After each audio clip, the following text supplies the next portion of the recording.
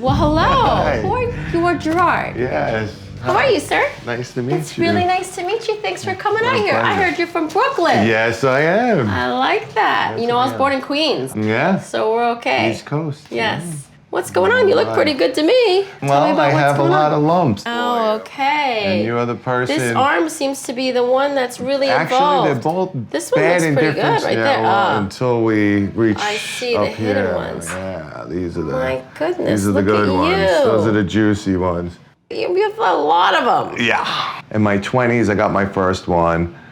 Do they seem to normalize after a while? Like they grow to a certain size and then they hang out? and they get a little smaller. Okay. But they never completely go away. Does no one else in your family have these? My sisters have very little. It looks like familial multiple lipomatosis. A lot of the times I'll see people with this condition and they have hundreds of really small lipomas.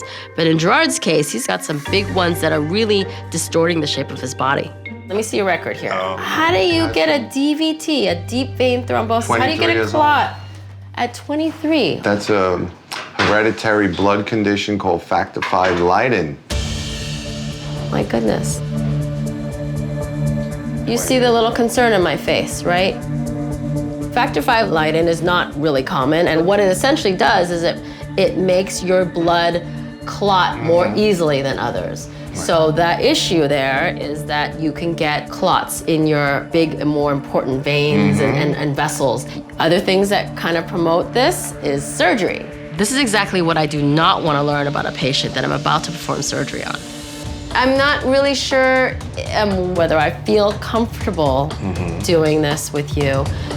I know you're coming from far and I know you need my help, but the risk that you have with clots is if they break off, and they normally go through our venous system, as you know, they get stuck in our lungs, it blocks off your blood supply to a lung, and that's like a sudden death kind of situation.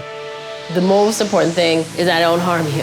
Exactly. Because you have a risk of a bigger harm than the average person. But, because you know, I spoke to my doctor, and you know, he is aware of this. You're not on a blood thinner now, but you have been. I took myself You're off on the it. aspirin, and I also have an anticoagulant for a couple of days that my doctor that's prescribed good. to make sure that we don't have any problems.